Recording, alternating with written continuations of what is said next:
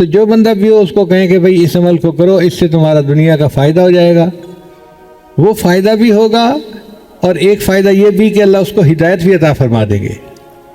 ہمارا یہ تجربہ ہے کہ جس بندے کو یہ عمل دیا جائے اور وہ اس کو باقاعدگی سے کرے، 40 دن گزرنے سے پہلے پہلے اللہ اس کو ہدایت عطا فرما دیتے ہیں۔ ہم نے کفر پہ جمے لوگوں کو اسلام قبول کرتے ہوئے آنکھوں سے دیکھا ہے۔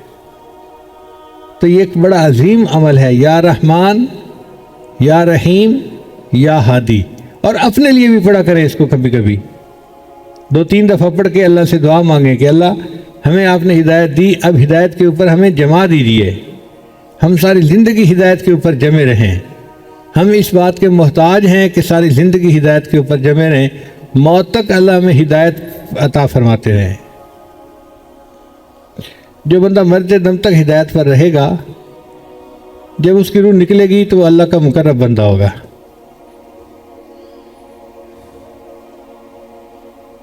اس کے لیے اللہ تعالیٰ دنیا میں بھی عزتوں کے فیصلے فرمائیں گے اور آخرت میں بھی اس کو عزتیں نصیب ہوں گی، اس لیے کہ وہ ہدایت پر ہوگا، وہ سیدھے راستے پر ہوگا۔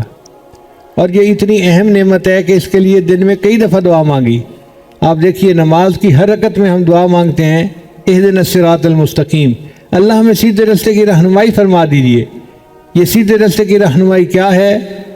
دین کے اوپر ہمیں جما دیجیے، شریعت و سنت کے اوپر استقامت والی زندگی عطا فرما دیجیے۔ یہ سیدھا راستہ ہے، اس کے اوپر ہم جمے رہیں اور اس کے اوپر ہی ہم زندگی گزارنے والے بن جائیں اور اپنے رب کو راضی کرنے والے بن جائیں۔ جو ہدایت کی محنت کرے گا، اللہ تعالیٰ اس کے بدلے اس کی آنے والی اولادوں کو ہدایت عطا فرمائے گے۔ ایک دفعہ کفار نے حضرت بلال رضی اللہ عنہ کو بہت زیادہ سزا دی، بہت زیادہ سزا دی۔ تو نبی علیہ السلام نے جب دیکھا حضرت بلال رضی اللہ عنہ کو اس مشقت میں، اس تکلیف میں، تو نبی علیہ السلام کا دل بہت ٹوٹا۔ آپ صلی اللہ علیہ وسلم نے آسمان کی طرف دیکھا کہ یا اللہ، آپ کا ایک بندہ دین کی خاطر اتنی مشقتیں برداشت کر رہا ہے۔ تو اللہ رب العزت نے نبی علیہ السلام کو ایک نقشہ دکھایا، میرے محبوب پریشان نہ ہوئیے، میں نے بلال کی اس مار کی وجہ سے فلاں فلاں جگہ کے لوگوں کی ہدایت کے فیصلے فرما دیے۔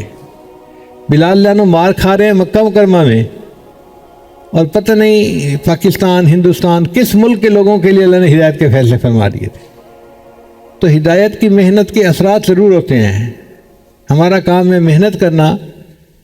کبھی اللہ دکھا بھی دیتے ہیں، جیسے عداس کو دکھا دیا آنکھوں سے کہ وہ کلمہ پڑھ کے اسلام کو قبول کر رہا ہے، اور کبھی نہیں بھی دکھاتے، جیسے نبی علیہ السلام کے ہاتھوں پہ جنوں نے اسلام کو قبول کیا۔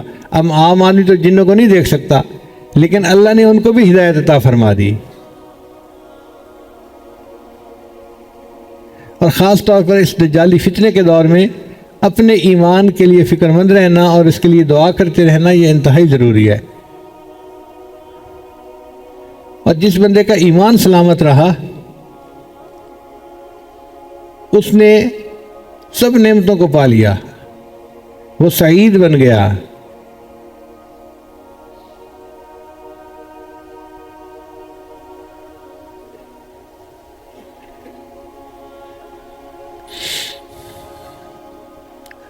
اور ہر نماز میں دعا بھی مانگا کرے، اپنے لیے بھی، اپنے بچوں کے لیے، والدین کے لیے، سب کے لیے، کہ اللہ ہمیں ہدایت کے اوپر جمائے رکھیے۔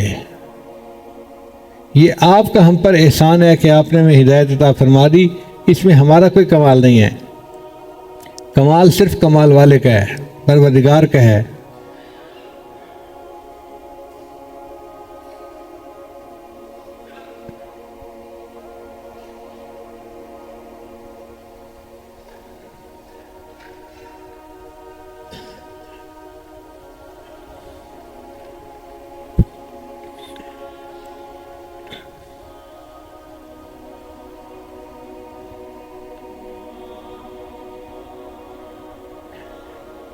ایک صحابی رضی اللہ تعالیٰ عنہ کفار کے ساتھ لڑ رہے تھے، وہ گرفتار ہو گئے،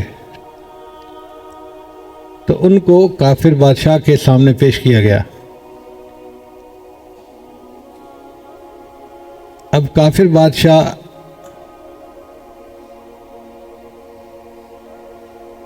ان سے بڑا متاثر تھا۔ کتابوں میں لکھا ہے کہ کافر بادشاہ نے ان کو تنہائی میں بلایا اور کہا کہ اگر تمہارے خلیفہ عمر ابن خطاب اپنی بیٹی کا نکاح میرے ساتھ کر دیں تو میں مسلمان ہونے کو تیار ہوں۔ تو اس صحابی نے جواب دیا، بھائی میں تو فیصلہ نہیں کر سکتا، یہ تو مولانا سے میں پوچھ کے ہی بتا سکتا ہوں۔ خیر اس کے بعد ان کو چھوڑ دیا گیا۔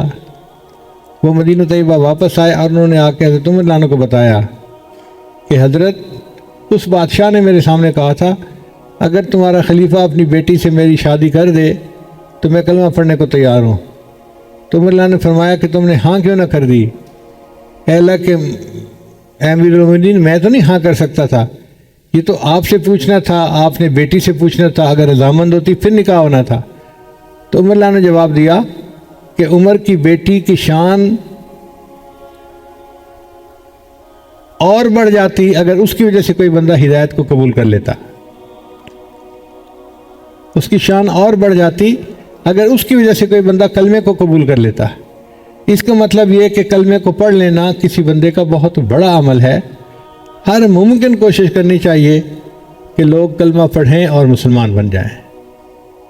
علماء نے لکھا ہے کہ یہ ہدایت اتنی اہم چیز ہے کہ اگر کوئی بندہ کافر ہے اور وہ کسی بندے کے پاس آ کے کہتا ہے کہ مجھے کلمہ پڑھاؤ میں مسلمان ہوتا ہوں، اور آگے سے یہ بندہ یوں کہہ دیتا ہے کہ ذرا سوچ لو اچھی طرح، تو جس نے آگے سے کہا نا سوچ لو اچھی طرح فقط کفر، یہ بندہ خود کافر ہو گیا۔ بھئی ہدایت کے لیے سوچنے کا کیا مسئلہ ہے؟ اگر وہ کہتا ہے کہ کلمہ پڑھاؤ تو بس اس کو کلمہ پڑھاؤ تاکہ وہ دین میں داخل ہو جائے۔ تو اس ہدایت کو معمولی نہ سمجھیں، یہ مسئلہ بڑا نازک ہے، اور اللہ سے دعا مانگیں کہ اے اللہ آپ ہی کی توفیق سے ہم نے کلمہ پڑھا اور آج ہم مسلمان ہیں، اب ہمیں پوری زندگی اس کلمے کے اوپر جمائے رکھیے گا، ہماری آنے والی نسلوں کو دین کے لیے قبول کر لیجئے گا۔ فکر مند ہونا پڑتا ہے، بے فکری سے انسان محروم ہو جاتا ہے نعمتوں سے۔ تو ہدایت کے لیے ہم فکر مند ہوں کہ یا اللہ آپ کی یہ نعمت ہے ہمارے پاس موجود ہے، اب ہمیں موت تک اس نعمت کی حفاظت کی توفیق عطا فرما دینا۔ اور شیطان ہر وقت اس کوشش میں لگا ہوتا ہے کہ صرف بندے کو دین سے ہٹائے، دین سے ہٹائے، دین سے ہٹائے۔ حتیٰ کہ جب موت کا وقت آتا ہے تو شیطان اس بندے کے ماں باپ کی شکل میں آتا ہے اور اس بندے کو آ کے کہتا ہے کہ دیکھو ہم تمہارے ماں باپ ہیں، ہم مر گئے تھے اور آگے جا کے ہمیں پتہ چلا کہ عیسائیت یا یہودیت اچھا ٹھیک مذہب ہے، لہذا تم بھی قبول کر لو۔ تو ماں باپ کی شکل میں وہ ماں باپ نہیں ہوتے، وہ ماں باپ کی شکل میں شیطان آتا ہے اور بندے کو تلقین کرتا ہے کہ تم عیسائیت اور یہودیت کو قبول کر لو، اور وہ بندہ اگر ظاہر پہ عمل کرنے والا ہے، سنی سنائی باتوں پہ قبول کرنے والا ہے تو وہ اس کو قبول کر لیتا ہے اور ایمان سے محروم ہو کے دنیا سے چلا جاتا ہے۔ اس لیے ہدایت کے اوپر پکے رہنا اور اس کی دعائیں مانگتے رہنا یہ ہم میں سے ہر ایک کے لیے ضروری ہے۔ ہمیں اللہ نے صحت عطا فرمائی، تعلیم عطا فرمائی، عزت عطا فرمائی، اولاد عطا فرمائی، کاروبار عطا فرمایا، جو عطا فرمایا وہ سب چھوٹی نعمتیں ہیں۔ سب سے بڑی نعمت جو ہمارے پاس ہے وہ کون سی ہے؟ ہدایت ہے، کہ ہم ایمان کے اوپر ہیں۔ اب ہم یہ فیصلہ کر لیں کہ ہم نے ایمان سے پیچھے نہیں ہٹنا۔ ہمیں کوئی آگ میں دھکا دینا چاہتا ہے تو دے دے، اگر ہمیں پھانسی پہ لٹکانا چاہے تو لٹکا دے، لیکن ہم نے ایمان کو نہیں چھوڑنا۔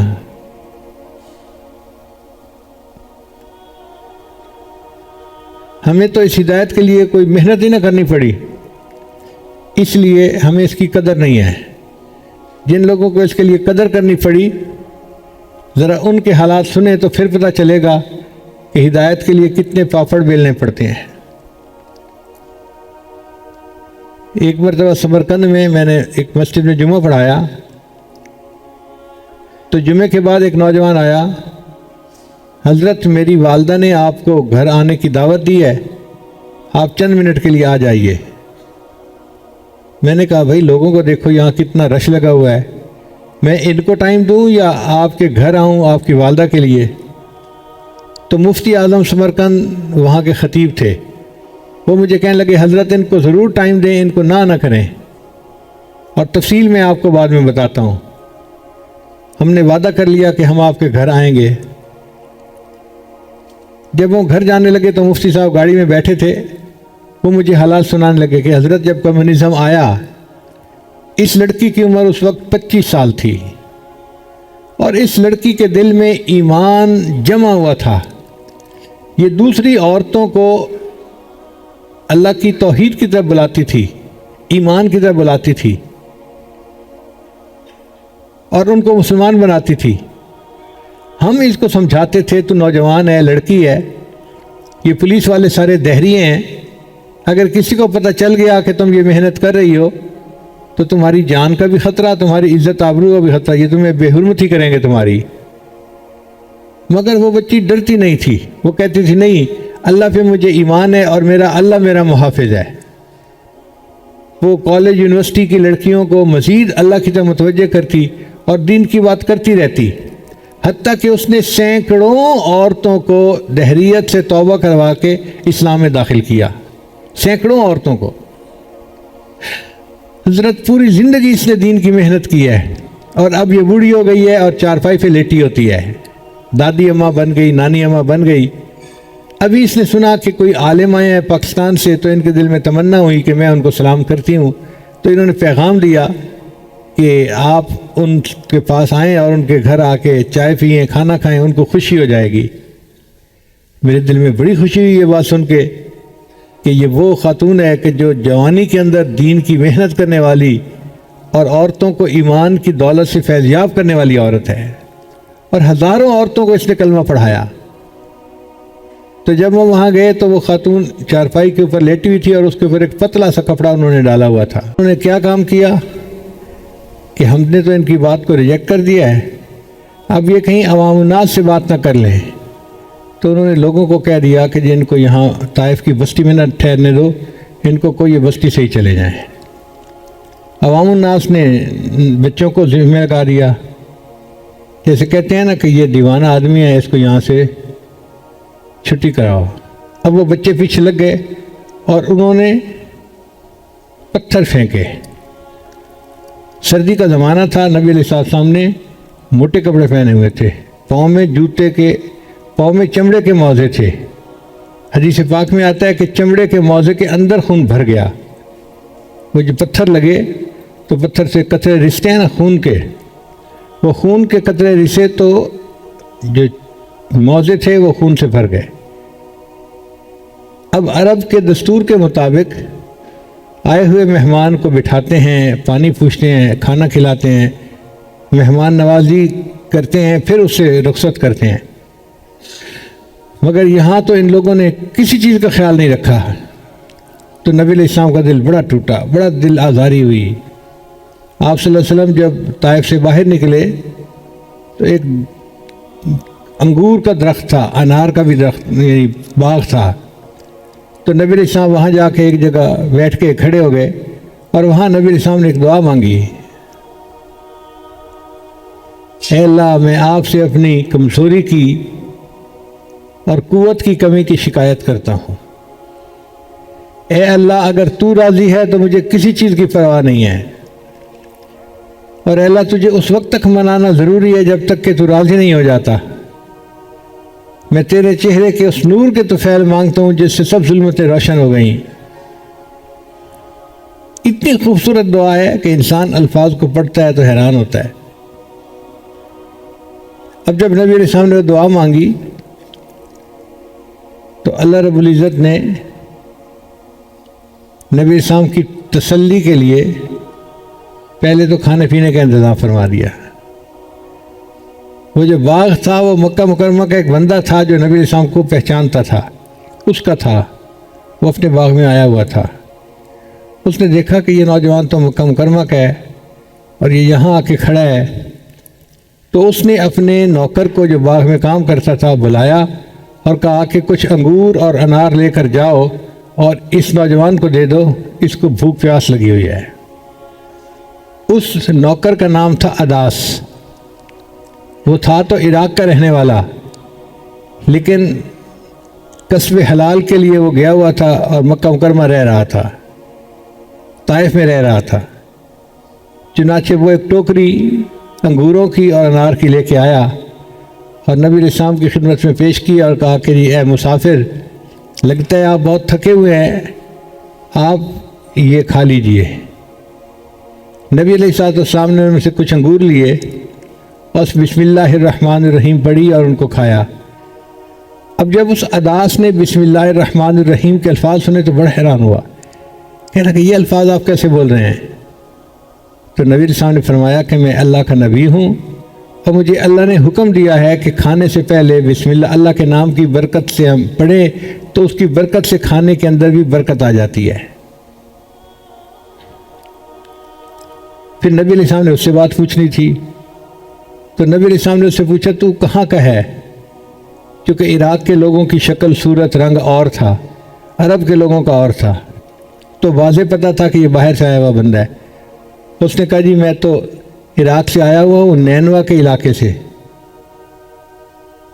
اور یہاں پہ میں مزدوری کرتا ہوں۔ تو نبی علیہ السلام نے فرمایا اچھا تم اس شہر سے آئے ہو نینوا سے جہاں حضرت یونس علیہ السلام آئے تھے۔ وہ آدمی اس کی توقع نہیں کرتا تھا کہ نبی علیہ السلام کی مبارک زبان سے وہ یونس علیہ السلام کا نام سنے گا، کیونکہ یہ تو ایک علاقائی انفارمیشن تھی جو علاقے کے لوگوں کو پتہ تھی، مکے کے لوگوں کو تو پتہ ہی نہیں تھا کہ وہاں کیا ہوا کیا نہیں ہوا۔ تو وہ بڑا حیران ہوا کہ آپ یونس علیہ السلام کو کیسے جانتے ہیں؟ نبی علیہ السلام نے فرمایا کہ میں بھی اللہ کا نبی ہوں اور یونس علیہ السلام بھی اللہ کے نبی تھے، اور اللہ نے مجھے ان کے حالات کا علم عطا فرما دیا۔ وہ آدمی اتنا متاثر ہوا کہ اس نے کلمہ پڑھ لیا، وہ مسلمان ہو گیا۔ آپ دیکھیے ہدایت کی محنت ہوئی طائف کے لوگوں پہ، انہوں نے ایمان قبول نہیں کیا۔ اللہ نے یہاں اس عراق کے بندے کو جو ایک مزدور کے طور پہ کام کرتا تھا ہدایت سے نواز دیا۔ اس کا مطلب یہ کہ ہدایت کی محنت جب بھی کی جاتی ہے اس کا اثر کہیں نہ کہیں ضرور پڑتا ہے۔ سامنے والا اگر قبول نہیں کرتا تو اللہ کسی اور علاقے کے لیے ہدایت کا فیصلہ فرما دیتے ہیں۔ ہدایت کی محنت رائے گاہ نہیں جاتی۔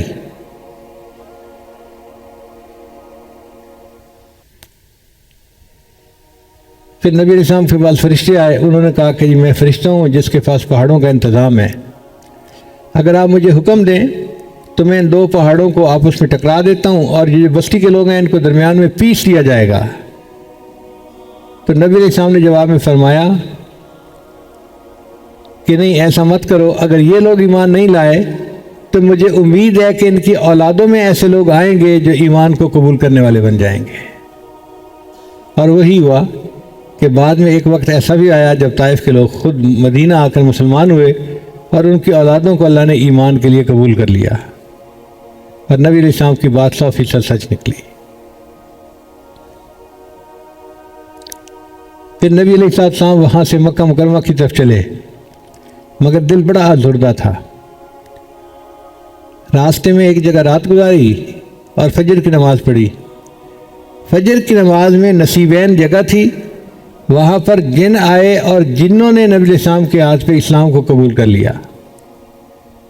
تو علماء نے لکھا ہے کہ محنت ہوئی ہدایت کی طائف میں، پتھر کھائے طائف میں، قربانی دی طائف میں، اللہ نے ایک عراق کے بندے کو ہدایت عطا فرما دی اور ایک اللہ نے جنوں کو ہدایت عطا فرما دی۔ اس کا مطلب یہ کہ ہدایت کی محنت کرنے پر اللہ نظر آنے والے لوگوں کو بھی ہدایت دیتے ہیں اور ان کو بھی ہدایت دیتے ہیں جن کو بندہ دیکھ ہی نہیں سکتا، دور کہیں ہوتے ہیں۔ جیسے جنوں کو یہاں ہدایت ملی، ایسے اللہ تعالیٰ کسی دور کے ملک کے لوگوں کو ہدایت عطا فرما دیتے ہیں ہدایت کی محنت کی وجہ سے۔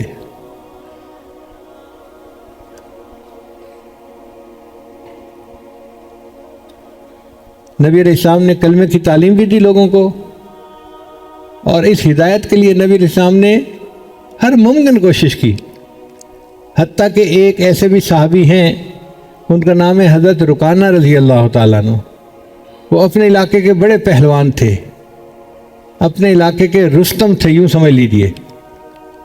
ان کو اپنی قوت بدن کے اوپر بڑا فخر تھا۔ انہوں نے سنا کہ مدینہ میں ایک شخص آئے ہیں جو نبوت کا دعویٰ کرتے ہیں، تو وہ چلے معلومات کرنے کے لیے۔ اللہ کی شان کے مدینہ طیبہ داخل ہونے سے تھوڑا پہلے جیسے شہر کے باہر کا علاقہ ہوتا ہے نا، وہاں اس کی نبی علیہ السلام سے ملاقات ہو گئی۔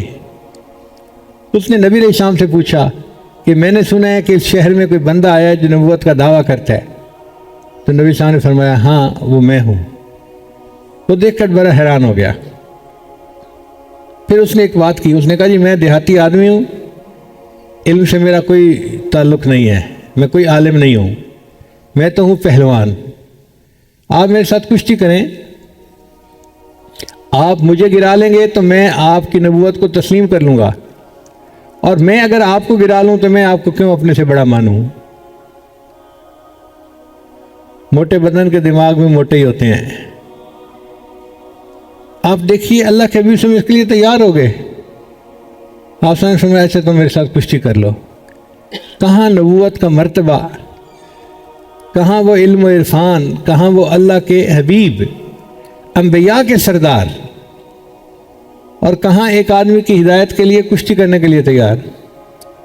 چنانچہ جب کشتی ہونے لگی تو نبی علیہ السلام نے اس کو ہاتھ سے پکڑا اور یوں نیچے کر کے گرا دیا۔ وہ کہنے لگا کہ بس لگتا ہے میرا پاؤں پھسل گیا، ورنہ میں کبھی ایسے گرا تو نہیں، دوبارہ پھر کشتی ہونی چاہیے۔ نبی علیہ السلام نے فرمایا بہت اچھا۔ اب جب دوبارہ کشتی کی تو نبی علیہ السلام نے پھر اس کو پکڑا اور پکڑ کے نیچے دکھا گیا۔ اب جب دوسری دفعہ گرا تو کہنے لگا کہ مجھے زندگی میں کبھی کسی پہلوان نے ایسے نہیں گرایا، آپ نے اگر گرایا ہے تو آپ کے پاس صرف جسمانی قوت نہیں، کوئی ایمانی قوت ہے، اس لیے میں تسلیم کرتا ہوں کہ آپ اللہ کے نبی ہیں۔ وہ رکانہ اعلان و کلمہ پڑھتے ہیں اور صحابی کے درجے میں شامل ہو جاتے ہیں۔ اس کا مطلب یہ کہ ہدایت کی محنت ہر بندے کے لیے ضروری ہے، اور اللہ اس کا نتیجہ ضرور نکالتے ہیں۔ اور ہدایت کے لیے ایک عمل یاد رکھیے، کسی بندے کا عقیدہ ٹھیک نہ ہو، کسی بندے کے عمل ٹھیک نہ ہو، ماں باپ کا نافرمان ہو، یا اور ایسی کوئی اس کے اندر عیب ہو، تو اس کو ایک وظیفہ کروائیں۔ کون سا وظیفہ؟ یا رحمان، یا رحیم، یا ہادی، یہ 3 لفظ یاد رکھیں، یا رحمان، یا رحیم، یا ہادی۔ اگر آپ کسی کو کہیں گے نا کہ بھی پڑھو تم نیک بن جاؤ گے، وہ نہیں پڑھے گا۔ آپ حکمت سے کام لیں۔